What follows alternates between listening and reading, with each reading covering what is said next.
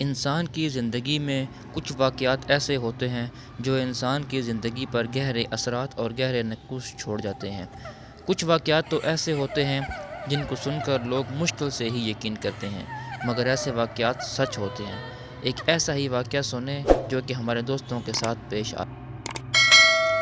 یہ بات کافی پرانی ہے، جب ہم سب دوست شام کو گراؤنڈ سے واپس آ کر اپنے محلے میں جمع ہو جاتے تو خوب محفل لگاتے۔ ایک دن ہم رات کا کھانا کھا کر گھر سے باہر نکلے تو دوستوں نے بولا آج جمعرات ہے اور آج جن بھوت اور چڑیلوں کا دن ہے۔ میں جن بھوتوں پر یقین تو رکھتا تھا پر کبھی ان سے آمنا سامنا نہیں ہوا، تو میں اس کی بات سن کر ہنس دیا۔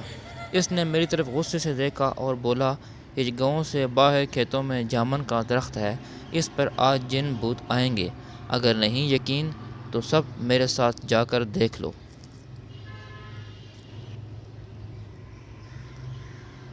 ہم سب نے حامی بھر لی اور اس کے ساتھ چلنے کو تیار ہو گئے۔ میں اس دوست کا نام بتاتا چلوں، یہاں اس کا نام ندیم تھا۔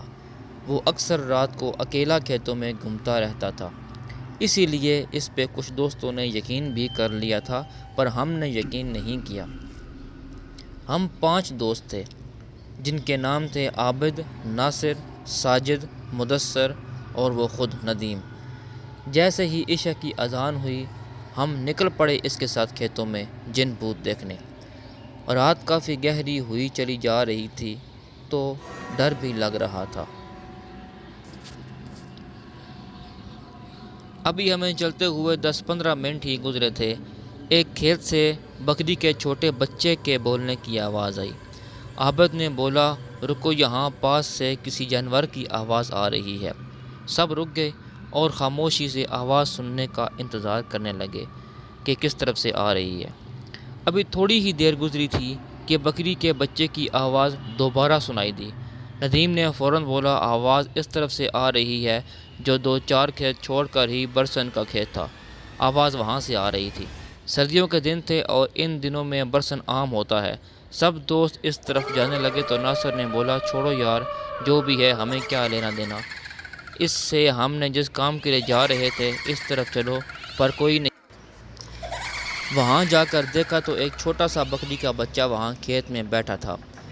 ہم میں سے کوئی کچھ بولتا اس سے پہلے ہی ندیم نے کہا لگتا ہے جو یہاں بکریاں چروانے آتے ہیں ان کا رہ گیا ہوگا، اس کو اٹھا لو، صبح پتہ لگا کر واپس کر دیں گے۔ سب نے اس کی بات سے اتفاق کیا اور ایسا ہی کیا۔ اس کو ہم نے اٹھا لیا اور اپنی منزل کی طرف بڑھنے لگے۔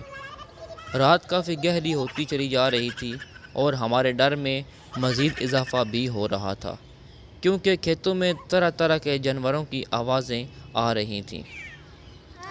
مدثر نے بولا یار ہم کو واپس جانا چاہیے، آگے بہت خطرہ ہے، لیکن سب اس پر ہنسنے لگے اور اس کو ڈرپوک کہنے لگے۔ خیر وہ خاموشی سے ان کے ساتھ چلتا رہا۔ پھر راستے میں ہمیں سیٹی کی آوازیں آنا شروع ہو گئیں۔ سب رک گئے اور ایک دوسرے کی طرف دیکھنے لگے۔ ڈر سب کے چہرے سے صاف نظر آ رہا تھا، پر کوئی بھی یہ نہیں چاہتا تھا کہ ہم واپس جائیں، اور اللہ کا نام لے کر اس جامن کے درخت کی طرف بڑھنے لگے۔ ابھی تھوڑی دیر ہی گزری تھی کہ ہمیں چلتے ہوئے سامنے ہی وہ درخت نظر آ گیا۔ ہم سب دوست اس درخت سے تھوڑا ہٹ کر بیٹھ گئے۔ سب سے پہلے تو مدثر نے بولا اس بکری کے گلے میں کوئی رسی وغیرہ ڈال دو تاکہ یہ کہیں ادھر ادھر نہ ہو جائے۔ سب دوست رسی ڈھونڈنے لگ پڑے اور جلدی ہی ایک چھوٹی سی رسی مل گئی تھی۔ اس کو ہم نے اس کے گلے میں ڈالا اور رسی ناصر کو پکڑا دی اور سب کی نظریں اس درخت پر جمی تھیں۔ 10-15 منٹ ہی گزرے تھے کہ اس جامن کے درخت کے اوپر سے ایک باریک سی لال رنگ کی لائٹ نظر آئی۔ وہ لائٹ اتنی باریک تھی اور اتنی تیز تھی کہ یہاں بتانا مشکل ہے۔ وہ لائٹ کبھی درخت پر جاتی، کبھی درخت سے نیچے آتی۔ ہمارا خوف کے مارے برا حال ہو رہا تھا اور ساتھ ہی پراسرار آوازیں آنا شروع ہو گئیں۔ ہم سب نے اونچی آواز میں ورد پڑھنا شروع کر دیا۔ کچھ دوست تو وہاں سے بھاگنے کے لیے تیار تھے، لیکن ہم نے روک رکھا تھا ان کو۔ پھر سب نے ہی محسوس کیا کہ لائٹ اب ہماری طرف بڑھ رہی تھی۔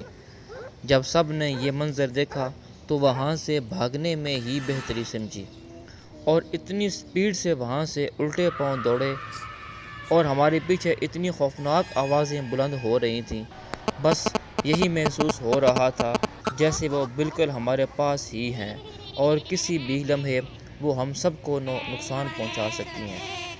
ہم نے ہمت نہ ہاری اور بھاگتے رہے اور ورد کرتے رہے، اور واپس گاؤں آ کر ہی سانس لیا۔ جب ہم سب گاؤں کی حدود میں پہنچ گئے تو مدثر نے ناصر کی طرف دیکھا اور پوچھا، آپ کے پاس بکری کا بچہ تھا، وہ کہاں چھوڑ آئے؟ اس نے ہاتھ کی طرف دیکھا تو اس کے ہاتھ میں صرف رسی تھی۔ اس نے بولا کہ جب ہم وہاں سے بھاگ رہے تھے تو یہ صرف رسی ہی تھی، بکری کا بچہ کدھر گیا اس کو کچھ معلوم نہیں۔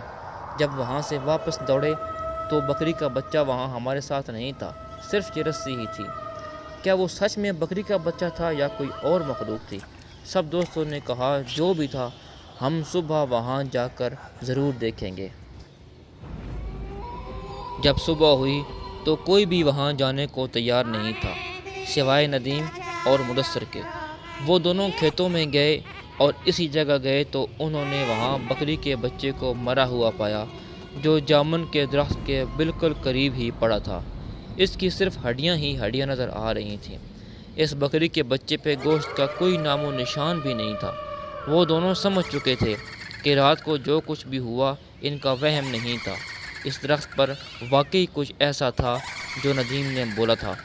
اس کے بعد وہ واپس آ گئے اور کبھی بھی رات کے ٹائم باہر گھومنے سے توبہ کر لی۔ تو دوستو ابھی آپ بتائیں کہ آپ کو اس کہانی میں مزہ آیا کہ نہیں آیا، کمنٹس کر کے بتائیں۔ میں ملتا ہوں آپ سے نیکسٹ ویڈیو میں۔ اللہ حافظ۔